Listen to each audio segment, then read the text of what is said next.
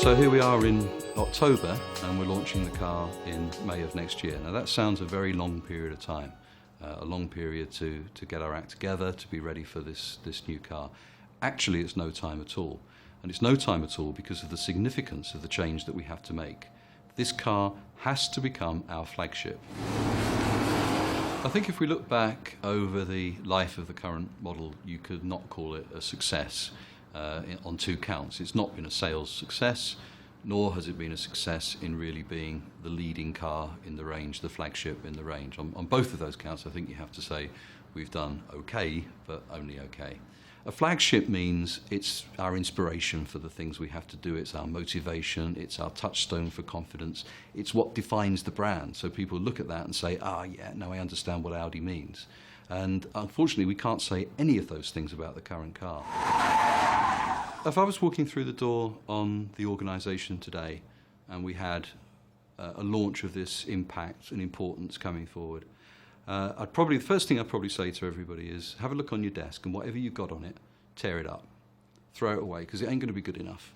Because it will have done it before, it'll be repackaged A4, it'll be repackaged A6, or if you worked in one of the other brands, it might be repackaged Golf, I don't know. But whatever it is, I know it's not going to be good enough. I don't have to look at it, I can just tell you it ain't going to be good enough. And that's the cleanliness I want, the cleanliness of thought I want. Chuck it away. Right, now let's start again. Put ourselves in the customer's shoes, put ourselves in some premium shoes, dress ourselves in Gucci or Versace or whatever it is and say, right, okay, now what do I want? What do I feel? What's it got to be like?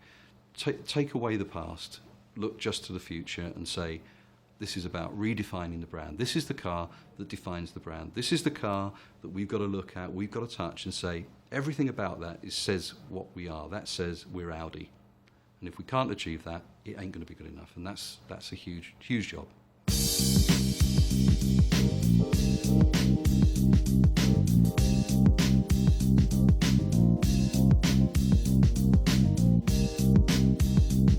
Our customers don't just buy Bang & Olufsen, they buy other premium brands such as Audi, Louis Vuitton, Cartier, other premium products. They are used to a very high level of service from these brands.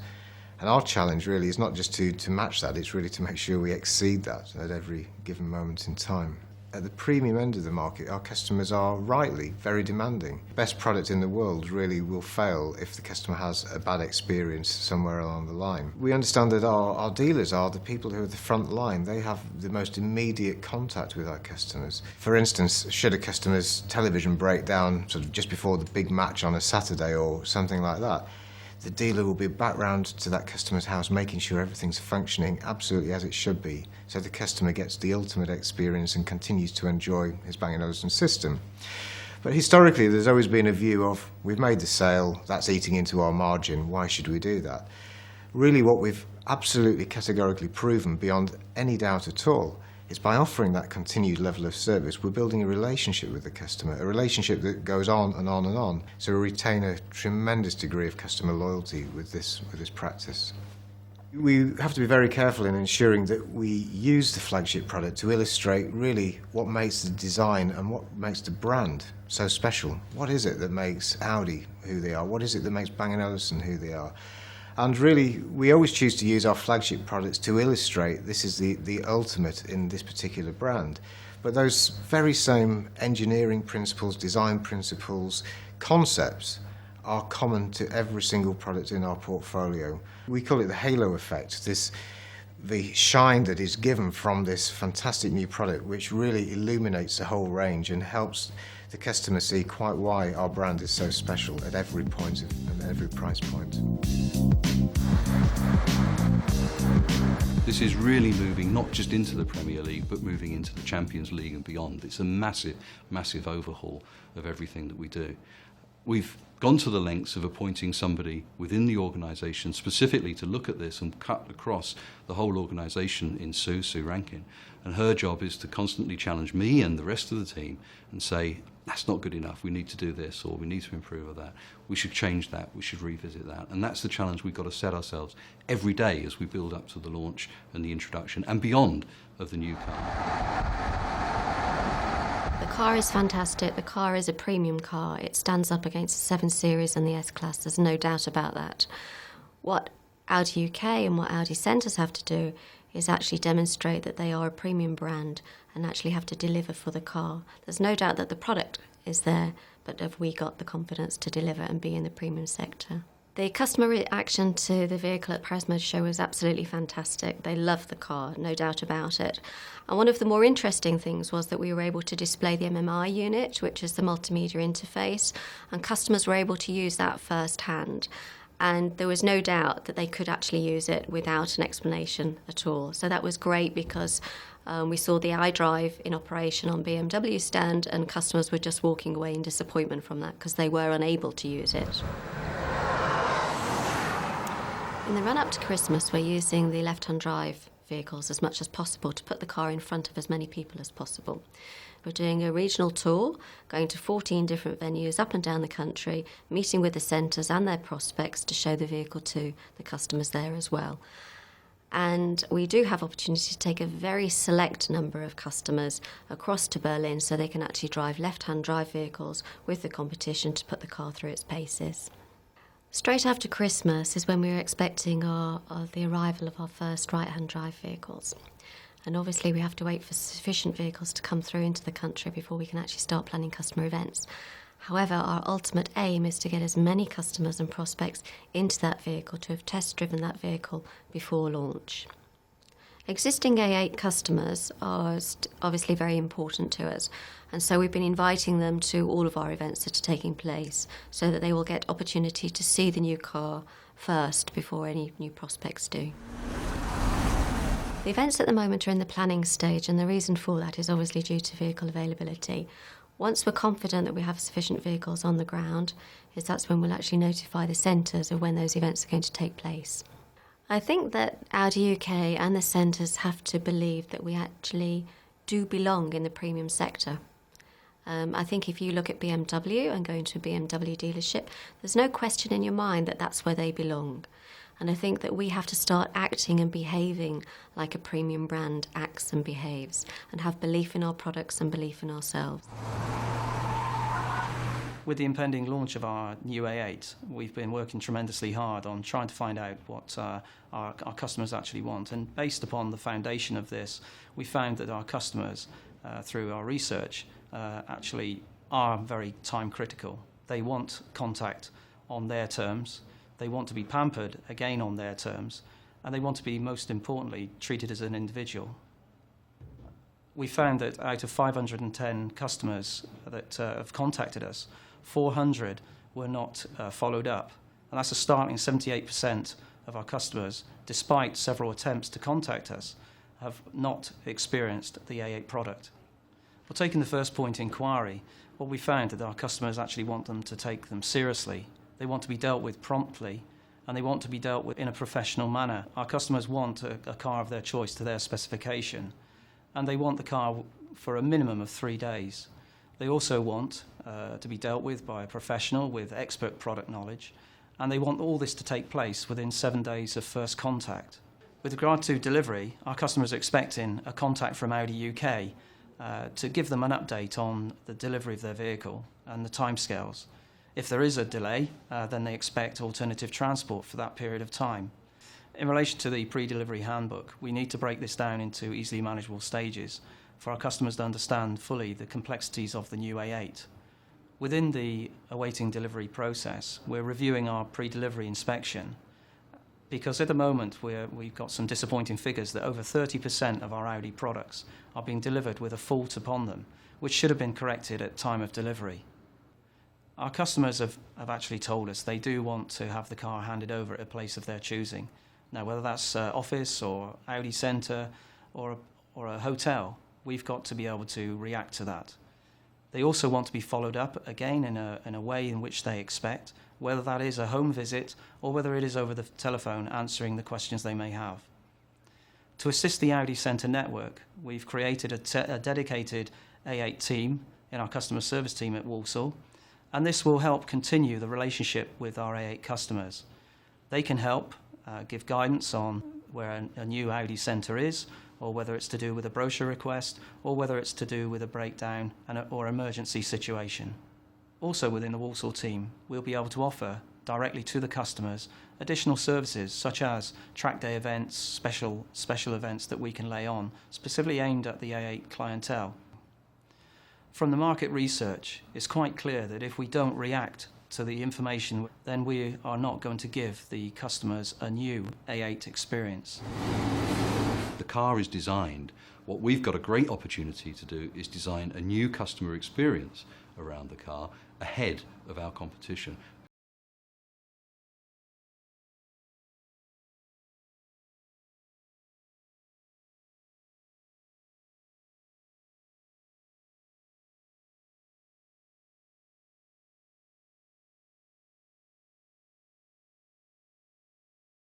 So pleased with that as a car was the reason that I also decided to buy the SL. We certainly looked at the Audi before the S-Class, but again the S-Class, there was a slight extra amount of styling and a bit of, well, I suppose, panache about the Mercedes. Certainly the Audi would be my sort of second choice, certainly more so than a BMW. In the premium market, where they get it wrong is, you are spending a vastly large amount of money on a vehicle, from be it Mercedes, be it Audi, or be it BMW. And I think that the level of service is not right. I think certainly that the quality of customer care should be much, much, much higher. And I don't think, certainly in my experience, Mercedes dealerships at the moment don't get it right. And I think from my point of view, I would prefer to have a lot more service, a lot better service, and a lot quicker service. They make large promises, picking up your car, dropping your car and everything else, but when it actually comes down to it, there's no one ever available to do that, or there is no courtesy vehicle available at that particular time, which is all well and good, but over a 2-year period, I don't think I've ever had a courtesy vehicle, which of course is a big sticking point when you are busy and you need your car. When you spend this sort of money on a car, quite frankly, I think the dealership should come pick up the car and make sure you have a vehicle to drive every time. The point is, you're spending this sort of money, you should get the service. I think that the Mercedes flagship, the S-Class, I think is a very important factor for their company. You can see the way that their flagship has actually influenced styling through their range. And people who, for instance, would love an S-Class, they may buy an E-Class because there are stylings, and you can kind of see how it evolves into finally the S-Class at the top of the tree. The more car makers who get it right, they will win market share if their product is right. Obviously, they've got to get the car right, but I think if they can get their service aspect right as well, I think they will win and they will score points. One of the biggest things that amazed me when I started working was how much money someone could spend on a car and how little service one might get in return. I'd worked at 2 other prestige brands before, but having come over to Audi, one of the biggest things that struck me as different to the other 2, and I'm talking mainly about BMW and Mercedes, are the fact that Audi seem interested in the customer. An awful lot of what matters to them is the service that they're receiving along with the car. Yes, they want the car to be technologically advanced. Yes, they want it to say something about themselves, but they also want the service that comes along with that. Customers will come in and they will look at the new A8 we've got in the showroom, and certainly I would expect as much interest in that from an A3 customer than I would from a potential A8 customer, because you're saying something about the whole brand by achieving that kind of level with that car.